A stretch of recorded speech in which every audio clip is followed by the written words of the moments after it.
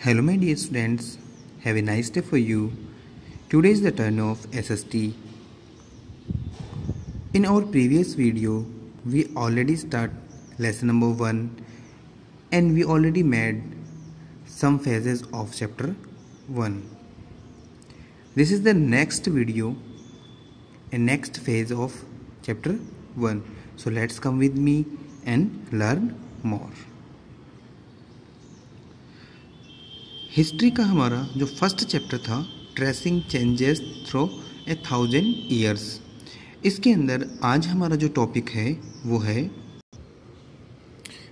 Reason and empire. कि जैसे जैसे हिस्ट्री के अंदर टाइम पास होता हुआ रहा, जैसे जैसे समय से गुजरता गया, वैसे वैसे किस तरह की रीजन्स, किस तरह के क्षेत्र विस्तार हुए, किस तरह के एम्पायर्स, कौन कौन से शासक इसमें शामिल हुए, आज हम उसके बारे में पढ़ने वाले हैं।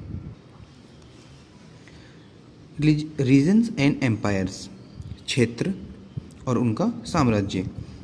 Large states like those of the Cholas, Tughlaqs and Mughals comprise many region.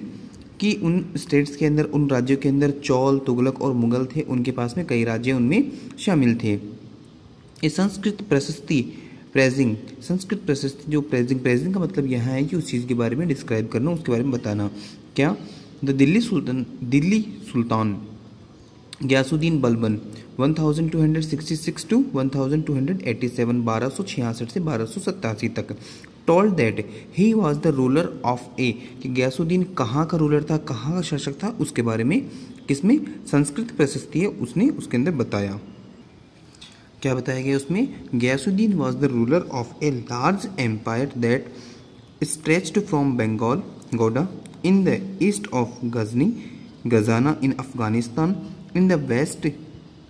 कि जो गयासुद्दीन जो था उनकी बात की जा रही, उनका एम्पायर किस तरह से फैला हुआ था। पश्चिम के अंदर उन्होंने बताया अफ़गानिस्तान जो ए वाला एरिया है वहाँ, और फिर बाद के अंदर पश्चिम में अफ़गानिस्तान में गजनी गजाना की तरफ, पूर्व के अंदर जो बंगाल था, बंगाल गौड़ा उसकी तरफ से फैला हुआ था, और साथ में ही एक बड़ा लार्ज एम्पायर था। तो उसकी बात की जा रही है in Afghanistan west and included the entire south India, और साथ में ही पूरा साउथ इंडिया का जो द्रविड़ वाला एरिया है वो भी इसमें शामिल था। People of different regions Gauda, Andhra, Kerala, Karnataka, Maharashtra and Gujarat apparently failed before his armies. साथ में इसने क्या कहा कि अलग अलग जगह पर रहने वाले जो लोग थे, जिसमें गौड़ा, आंध्र, केरला, कर्नाटक, महाराष्ट्र, गुजरात, और साथ में इसने रखा है गुजरात में एपरेंटली, और वहाँ पर जो रहने वाले जो लोग थे या उनकी सेनाएं जो थी वो पहले ही इनके डर से भाग गई थी। यहाँ पर इसने नाम दिया, देखो, फेल्ड बिफोर हिज आर्मीज, की इनकी जो सेनाओं के डर से ये लोग पहले ही चले गए थे। Historians considered these to be exaggerated claims of conquests. क्या कहा इसने कि हिस्टोरियन, इतिहासकार जो है, इतिहासकार इस चीज़ को these to be extremely claim to constitute, की जीत का, ये एक तरह से मान सकते हैं विजय का दावेदार या विजय का सबूत या विजय का एविडेंट इसको मानते हैं। कि जो वहाँ की जो एरिया की, जिसमें गोडा, आंध्र प्रदेश, केरला, कर्नाटका, इस जगह की एरिया की जो लोग थे वो पहले से ही भाग गए थे। तो इसको इन्होंने क्या किया, एंगेज्ड टू क्लेम कॉन्स्टिट्यूशन, विजय का प्रतीक या एक जीत का एक सिम्टम्स इसको मानते थे।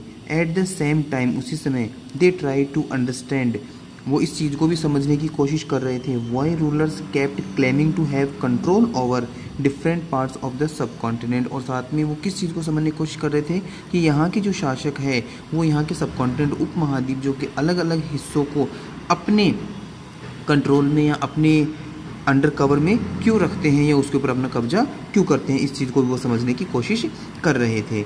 नेक्स्ट जो टॉपिक है वो हमारा है लैंग्वेज के ऊपर लेकर के, लैंग्वेज और रीजन। इन 1318 में the poet Amir Khusrau notice that there was an different language in every region of this land, कि इस भूमि के ऊपर अलग अलग जगह पर अलग अलग तरह की भाषाएं हैं। इस चीज़ को नोटिस किसने किया? अमीर खुसरो ने। सिंधी, लाहौरी, कश्मीरी, सिंधी, लाहौरी, कश्मीरी के बाद में दवर समुद्री जो कर्नाटका में, तेलंगानी जो आंध्र प्रदेश में, गुजारी जो गुजरात में, माबरी जो तमिलनाडु में, गौरी जो बंगाल में, अवधी इन ईस्टर्न अवधि इन ईस्टर्न जो उत्तर प्रदेश है उसमें, और हिंदावी जो कहाँ पूरे दिल्ली के अंदर। तो इस तरह की हिंडावी जो दिल्ली में, तो इस तरह की ये अलग अलग क्षेत्र विशेष की जो भाषाएं थी उनको नोटिस किया किसने, अमीर खुसरो ने। Amir Khusrau continue to explain the contrast to this language, कि ये जो लैंग्वेज है वो मेलजोल है, जुड़ाव है एक दूसरी लैंग्वेज का। देयर वॉज संस्कृत, और एक तरह से मान सकते हैं इनकी उत्पत्ति मान सकते हैं, there was Sanskrit which did not belong to any region, जबकि संस्कृत भाषा एक ऐसी है जो किसी क्षेत्र विशेष से जुड़ी हुई नहीं है। साथ में इसने क्या कहा इसके अंदर, it was an old language, और ये बहुत ही पौराणिक या पुरानी भाषा मानी जाती है। पौराणिक भाषा में पुरानी भाषाओं के अंदर किसको शामिल किया गया था, किसको माना गया था, संस्कृत को। It was an old language and common people do not know, साधारण जो लोग थे वो इस भाषा के बारे में नहीं जानते थे। ओनली द ब्राह्मण डू, केवल ब्राह्मण लोग ही, वो ही लोग इसको जानते थे, इसको समझते थे, इसको मान सकते यूज करते थे। By 700, many regions already encompassed distinct geographic dimensions and their own language and cultural characteristics। क्या कहा इसने, 700 की बात की जा रही है, 7वीं ईस्वी में या 7वीं शताब्दी के अंदर इन्होंने कई ऐसे क्षेत्र थे जहाँ पर अलग अलग जो जियोग्राफिकली जो डायमेंशंस थे उनके अकॉर्डिंग, अपनी भाषाओं के अकॉर्डिंग या अपनी सांस्कृतिक विशेषताओं के अकॉर्डिंग अपना एम्पायर या अपने आप को कंपेयर्स वहाँ पर शामिल कर लिया था। They were also associated with the particularly ruling dynasty, और साथ में ही they were also associated with the particularly ruling dynasty, और उस समय या उस जगह विशेष की या उस स्थान विशेष की बात की जा रही है, वहाँ पर वो लोग अपनी सत्ता को या अपनी रूलिंग को क्या मानते थे, ऑब्वियसली पर्टिकुलरली रूलिंग डायनेस्टी की, कि वहाँ पर शासन करने की नीति से या शासनात्मक जो साम्राज्य थे उनके अंडर में वो लोग थे। There was considerable conflict between these state, और इन स्टेट्स के बीच में राजनीतिक या शासन का उत्तराधिकारी होने की वजह से ये आपस में हमेशा क्या करते थे, कंसिडरेबली कॉन्फ्लिक्ट, एक दूसरे क्षेत्र के ऊपर आक्रमण करते रहते थे, इनके बीच में संघर्ष होते रहते थे।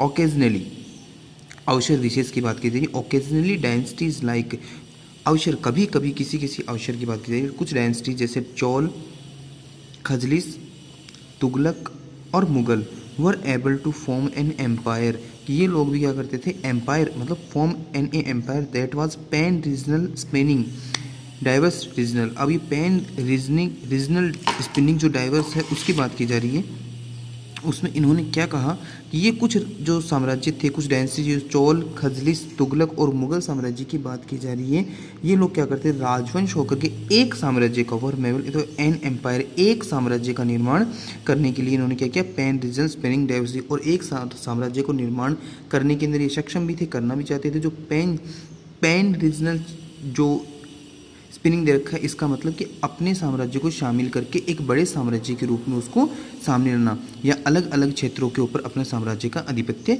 स्थापित करना।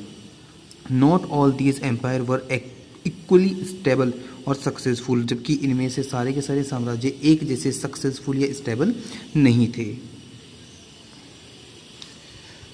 When the Mughal empire decline in the 18th century, जब 18वीं शताब्दी में मुगल साम्राज्य के अंदर धीरे धीरे डिक्लाइन, डिक्रीजिंग आने लग गई, गिरावट आने लग गई, पतन की तरफ जब जाने लग गया, इट रिजल्टेड इनटू द री एमरेंस ऑफ रीजनल स्टेट। तो इसका जो परिणाम हुआ, इसका परिणाम क्या हुआ कि इसके आसपास के जो क्षेत्रीय राज्य थे उनको फिर से एक बार डेवलपमेंट की तरफ, उदय होने की तरफ, राइजिंग की तरफ इशारा मिला, फिर से वो राज्य उदय होने शुरू हो गए, सामने आने लग गए।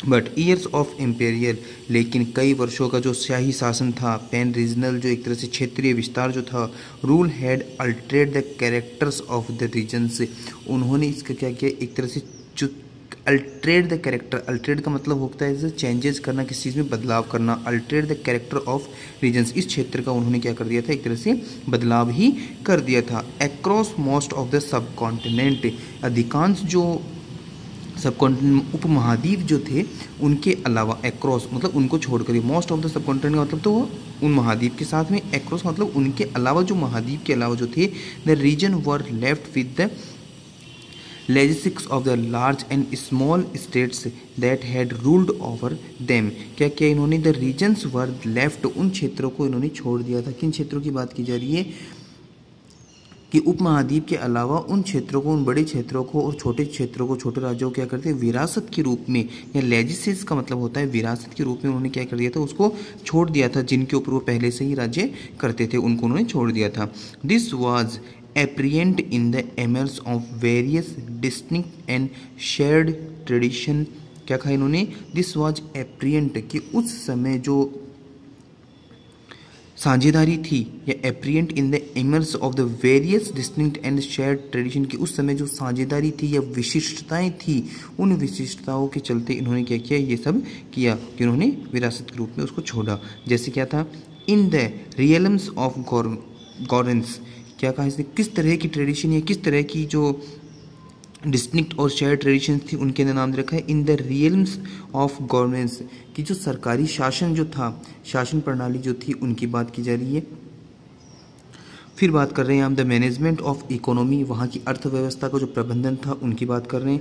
इलाइट कल्चर, कुलीन परिवार जो थे उनकी बात कर रहे हैं, उनकी संस्कृति की बात करते हैं। एंड लैंग्वेज, और साथ में ही भाषाएं। तो इस तरह के परिवर्तन वहाँ पहले से हो चुके थे।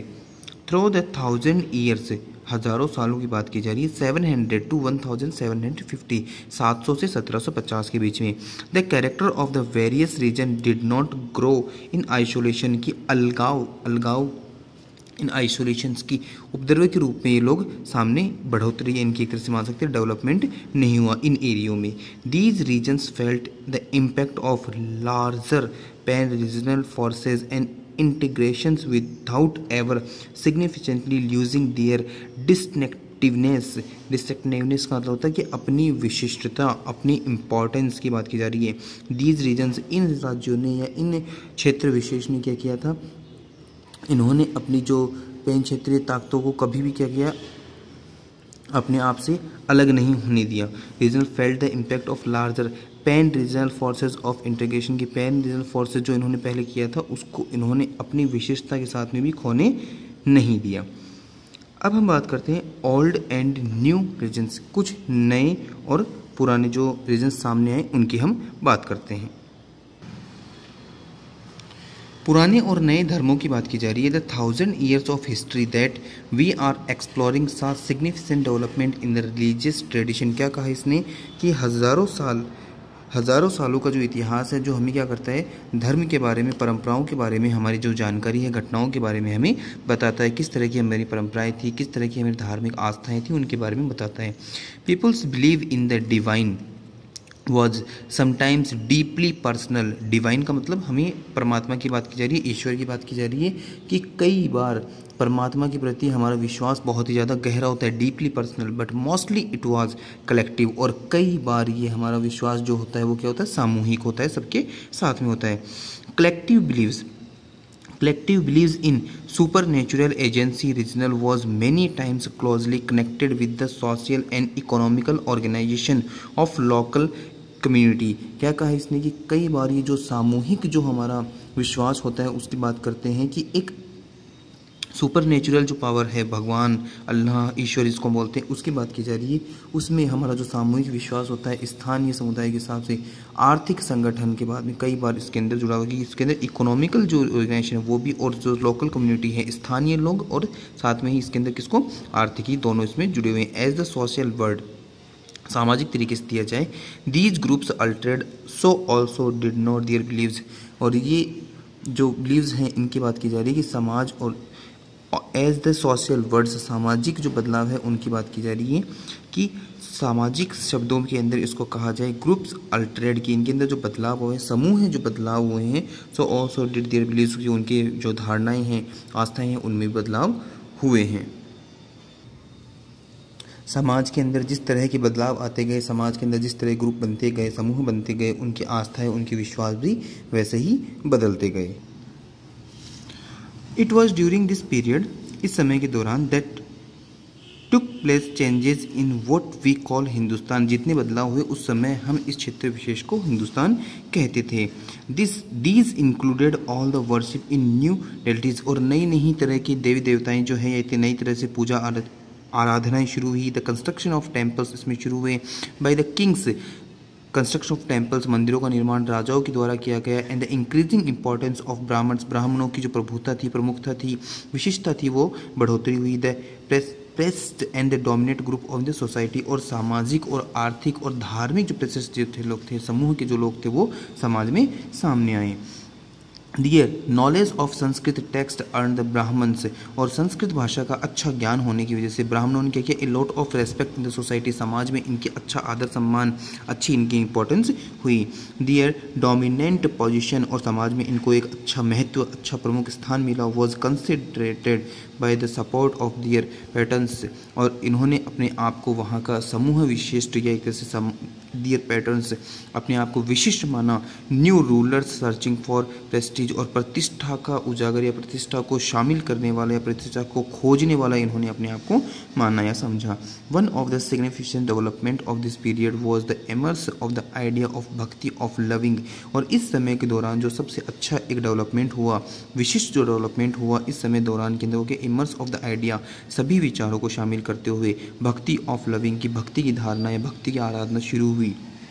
पर्सनल ड्यूटी, जो व्यक्तिगत जो आस्था है वो शुरू हुई। That the devotees could reach without the aid of priests elaborate rituals, और सभी प्रकार की जो रीतुएँ थी या सभी प्रकार की जो परंपराएं जो थी उनको शामिल किया गया, उनका विस्तृत अध्ययन किया गया, या उनको विशिष्ट विस्तार पूर्वक धर्म के अंदर शामिल करके जो हमारी धार्मिक आस्थाएं थी उनको बढ़ावा दिया गया।